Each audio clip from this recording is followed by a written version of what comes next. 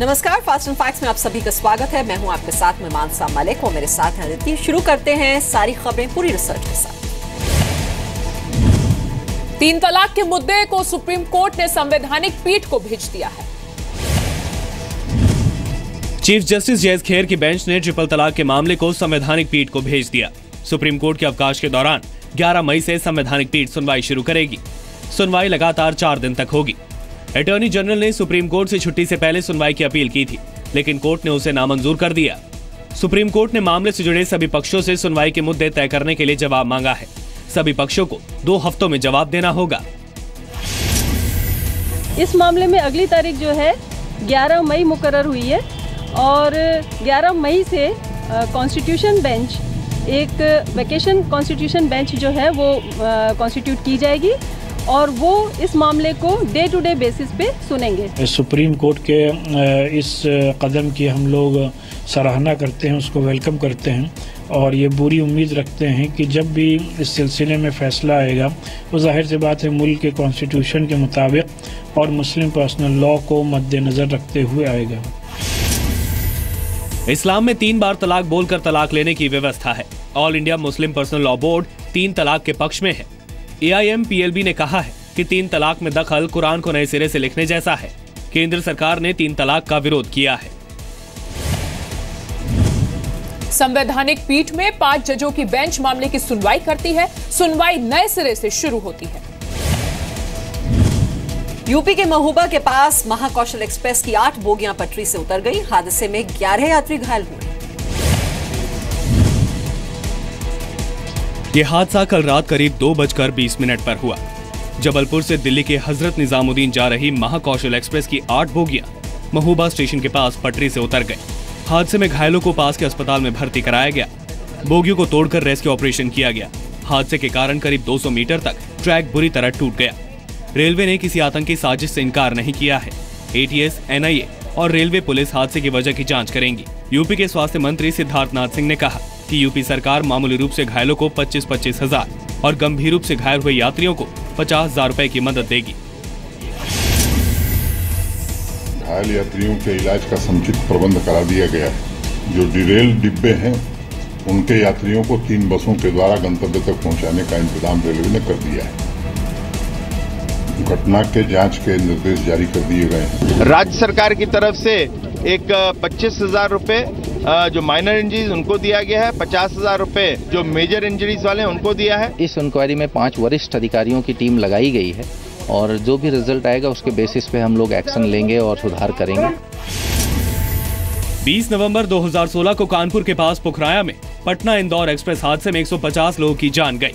7 फरवरी 2017 को आतंकी साजिश रचने के मास्टरमाइंड शमशूल होदा को नेपाल से गिरफ्तार किया गया। 7 मार्च को MP के शाजापुर में पैसेंजर ट्रेन में ब्लास्ट हुआ था।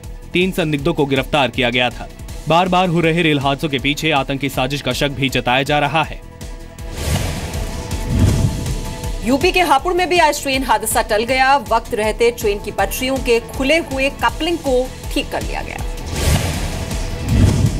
उत्तर प्रदेश के मुख्यमंत्री योगी आदित्यनाथ के सूर्य नमस्कार को नमाज से मिलता जुलता बताने पर कांग्रेस समेत पूरे विपक्ष ने बीजेपी पर हमला बोला है। सूर्य नमस्कार को नमाज से मिलता जुलता बताने के योगी आदित्यनाथ के बयान पर कांग्रेस ने कहा है कि धार्मिक और मजहबी बातों पर टिप्पणी करने से बचना चाहिए। बीजेपी ने कहा है कि कांग्रेस बात का बतंगड़ ना बनाए। कुछ मुस्लिम धर्मगुरुओं ने कहा है कि योग करना इबादत नहीं है, जबकि नमाज खुदा की इबादत है। योग बिल्कुल अलग है और नमाज बिल्कुल अलग है। योगा तो इबादत नहीं है और नमाज हमारी इबादत है। धार्मिक और मजहबी भावनाएं बिल्कुल व्यक्तिगत होती हैं। किसी भी ऐसे विवाद से बचना चाहिए। जो उत्तर प्रदेश के मुख्यमंत्री जी ने कहा है उसमें बहुत सी मुद्राएं हैं, वो मिल सकती हैं। जो अच्छा लगे उसे अपना लो, जो बुरा लगे उसे जाने दो। इसलिए इस तरह की चीजों को मुझे लगता है कि न इस पे सियासत की जानी चाहिए, न बात का बतंगड़ बनाना चाहिए। योगी ने कहा कि समाज को तोड़ने वाले कुछ लोगों की वजह से सूर्य नमस्कार का विरोध किया जाता रहा है। योगी ने कहा कि सूर्य नमस्कार में जितने आसन और मुद्राएं आती हैं, वो मुस्लिम बंधुओं के नमाज पढ़ने की क्रिया से मिलती जुलती हैं। योगी ने कहा कि अगर अंतर्राष्ट्रीय योग दिवस मनाने का प्रस्ताव 2014 से पहले आता तो उसे भी सांप्रदायिक माना जाता। योगी ने कहा कि योग करने वाला व्यक्ति स्वस्थ रहता है। योग कई बीमारियों में भी फायदा पहुंचाता है। योगी आदित्यनाथ ने लखनऊ में 3 दिन के योग शिविर के दौरान कल ये बातें कही थी। जम्मू कश्मीर के डीजीपी ने कश्मीरी नौजवानों को पत्थरबाजी से दूर रहने की सलाह दी है। आतंकी मुठभेड़ के दौरान सुरक्षा बलों पर पत्थरबाजी करने वाले कश्मीरी युवाओं को जम्मू कश्मीर के डीजीपी एसपी वैद्य ने एनकाउंटर वाली जगहों पर न जाने की नसीहत दी है। डीजीपी ने कहा कि बंदूक से निकली गोलियां किसी को पहचानती नहीं है। डीजीपी वैद्य ने कहा कि आतंकी युवाओं को बहकाकर मुठभेड़ वाली जगहों पर जाने के लिए उकसाते हैं। एनकाउंटर वाली जगह पर जाना आत्महत्या करने जैसा है। वैद्य ने कहा कि सोशल मीडिया के जरिए युवाओं का ब्रेन वॉश किया जा रहा है। जम्मू कश्मीर सरकार ने भी कहा है कि अलगाववादियों के अपने बच्चे पत्थर नहीं फेंकते, लेकिन गरीब बच्चों को गुमराह किया जा रहा है। Bullet does not see who's coming and who it will hit. So my appeal to all the young boys is, as in the past, they should remain in their homes and not come to the site of encounters. I would say this is misuse of social media by people who are inimical to the peace of Valley and our country. ऐसी शक्तियां जो पाकिस्तान जो है जिनको प्रोत्साहित करता है और डायरेक्ट मिलिटेंटों के द्वारा, और अपने जो लोग हैं उनके ओवरग्राउंड वर्कर्स हैं, इस प्रकार के लोग हैं जो कि नहीं चाहते कि जम्मू कश्मीर में और खासतौर पर कश्मीर में जमहूरियत जो है वो पनपे। मंगलवार को एनकाउंटर के दौरान सुरक्षा बलों पर पथराव हुआ था। एनकाउंटर में एक आतंकी और 3 पत्थरबाज मारे गए थे। साल 2016 में कश्मीर में पत्थरबाजी की 2690 घटनाएं हुई थी। उत्तरी कश्मीर में 1248, दक्षिणी कश्मीर में 875 और सेंट्रल कश्मीर में 567 बार पत्थरबाजी की गई थी। 12 अप्रैल को अनंतनाग में लोकसभा सीट के लिए उपचुनाव होना है, इसलिए आतंकी लगातार माहौल बिगाड़ने की कोशिश कर रहे हैं। शिवसेना ने कहा है कि उसके सांसद रविंद्र गायकवाड़ माफी नहीं मांगेंगे। शिवसेना ने कहा कि सांसद पर बैन लगाकर एयरलाइंस गुंडागर्दी कर रही हैं। एयर इंडिया के 60 साल के कर्मचारी को चप्पल से पीटने की बात कबूल करने वाले अपने सांसद रविंद्र गायकवाड़ के साथ शिवसेना न सिर्फ मजबूती से खड़ी है, बल्कि एयरलाइंस कंपनियों के खिलाफ विशेषाधिकार हनन का नोटिस देने की तैयारी कर रही है। शिवसेना के प्रतिनिधि मंडल ने आज लोकसभा अध्यक्ष सुमित्रा महाजन से मुलाकात की। शिवसेना का कहना है कि गलत बर्ताव की शुरुआत एयर इंडिया ने की थी। जांच से पहले बैन लगाना सरासर गलत है। हमारे जो एमपी के ऊपर सभी विमान कंपनियों जो फ्लाई बैन लगाए हुआ है वो हटाया जाए, ये रिक्वेस्ट लेके हम सभापति महोदय की तरफ। नहीं, स्पीकर महोदया ने यही कहा कि भाई तुम्हारा जो है हमारे पास लिखित में दो, उनका क्या कहना है उसे भी हम लेंगे और दोनों को बैठा के हम इसमें सुलह करने की कोशिश करेंगे। करप्ट लोग, देशद्रोही सब अब के फ्लाइट से फ्लाई कर सकते हैं, लेकिन एक सांसद है, एक आम आदमी है, वो फ्लाई नहीं करेगा। और अब तक उनके खिलाफ जो आपने एफआईआर दाखिल किया उसकी जांच पूरी नहीं हुई है। इस बीच आज संसद सत्र में शामिल होने के लिए रविंद्र गायकवाड़ सड़क के रास्ते पुणे से दिल्ली पहुंचे। रविंद्र गायकवाड़ 23 मार्च को AI 852 फ्लाइट से सुबह 9:30 बजे पुणे से दिल्ली पहुंचे थे। गायकवाड़ के पास बिजनेस क्लास का टिकट था, लेकिन उस फ्लाइट में बिजनेस क्लास सीट नहीं थी। दिल्ली पहुंचने के बाद सभी यात्री फ्लाइट से उतर गए, लेकिन गायकवाड़ नहीं उतरे। गायकवाड़ पर क्रू मेंबर को गालियां देने और मारपीट करने का आरोप है। एयर इंडिया ने मुंबई और हैदराबाद से गायकवाड़ की बुक कराई टिकट को 2 बार कैंसिल कर दिया। वहीं बीजेपी सांसद शत्रुघ्न सिन्हा भी आज रविंद्र गायकवाड़ के समर्थन में आ गए। शत्रुघ्न सिन्हा ने कहा कि जांच पूरी होने से पहले एयर इंडिया एक तरफा बैन नहीं लगा सकती है। ग्रेटर नोएडा में कीनिया की लड़की से मारपीट को पुलिस ने फर्जी बताया है। पुलिस के मुताबिक केन्या की लड़की से स्थानीय लोगों ने मारपीट नहीं की थी, बल्कि उसका अपने किसी दोस्त से झगड़ा हुआ था। लड़की कैब में जा रही थी और उसी दौरान उसका उसके दोस्त से झगड़ा हुआ, जिसके बाद उसने पुलिस को फोन किया। पुलिस ने कैब ड्राइवर और लड़की के दोस्त से भी पूछताछ की। दोनों ने यही बताया कि लड़की पर हमला नहीं हुआ था।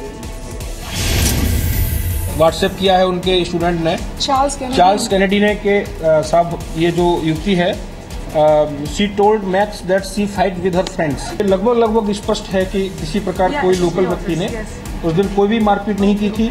सारा जो कंप्यूटर में जो जीपीएस में जो डेटा है वो हमने चेक किया है। दारू पी थी, ठीक है, फिर इनको उम्मीदवार ने फर्स्ट टाइम में छोड़ा, छोड़ने से पहले इन्हें कॉल करा किसी पे, जिस घर में गए थे उस घर में जो बंदा निकल के आया। कल केन्या की एक लड़की ने खुद पर हमला होने का आरोप लगाया था, जिसके बाद नोएडा और ग्रेटर नोएडा में अफ्रीकी मूल के लोगों की सुरक्षा को लेकर गंभीर सवाल उठ रहे थे। 27 मार्च को भी एक मॉल में 2 नाइजीरियन लड़कों पर हमला किया गया था। 25 मार्च को मनीष खारी की संदिग्ध हालत में मौत हुई थी। परिवार ने पड़ोस में रहने वाले नाइजीरियन छात्रों पर ड्रग्स देने का आरोप लगाया है। 27 मार्च को कैंडल मार्च के दौरान मॉल में घूम रहे नाइजीरियाई लड़कों पर हमला हुआ था। पुलिस ने 5 लोगों को गिरफ्तार किया था। मामले में करीब 300 अज्ञात लोगों पर एफआईआर दर्ज की गई है।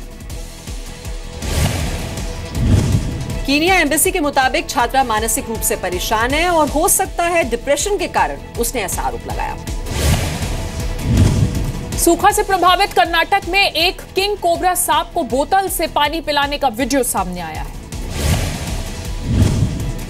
हैरान करने वाला ये वीडियो है कर्नाटक के कैगा कस्बे का। इतने बड़े किंग कोबरा सांप को देखकर किसी की भी सांसें अटक जाएं। लेकिन देखिए कैसे लोग इसकी पूंछ पकड़कर इसे ले जा रहे हैं। वन विभाग के इन कर्मचारियों ने किंग कोबरा को बोतल से पानी पिलाया और मजेदार बात यह रही कि कोबरा ने चुपचाप पानी पी भी लिया। इस दौरान कोबरा हमला न कर दे, इसीलिए उसके सिर पर सांप पकड़ने वाली छड़ी रखी गई थी। साथ ही पीछे से एक व्यक्ति ने उसकी पूंछ भी पकड़ रखी थी। सूखे की मार से जूझ रहे कैगा में इन दिनों ज्यादातर जलाशयों का पानी सूख गया है, इसीलिए इस प्यासे किंग कोबरा ने रिहायशी इलाके का रुख किया। गनीमत ये रही कि वक्त रहते कोबरा सही लोगों के हाथ लग गया, वरना किसी की जान पर बन सकती थी। ये किंग कोबरा करीब 12 फीट लंबा था। कैगा के कायगा गांव से वन्य कर्मियों ने किंग कोबरा को रेस्क्यू किया। ये वीडियो 24 मार्च का बताया जा रहा है।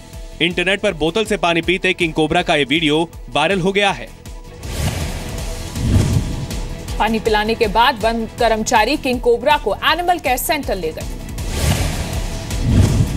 उड़ीसा के बारीपदा जिले से एक टीचर की पिटाई का वीडियो सामने आया है। तस्वीरों में दिख रहे टीचर पर स्कूल की छात्राओं के यौन शोषण का आरोप है। ओडिशा के बारीपदा में गांव की महिलाओं ने इस टीचर की जमकर धुनाई की। महिलाएं आरोपी टीचर के हाथ पकड़कर उसे गली में खींच लाई और जूते चप्पलों से पिटाई की। महिलाओं ने आरोपी टीचर को बंधक बना लिया और जमकर पीटा।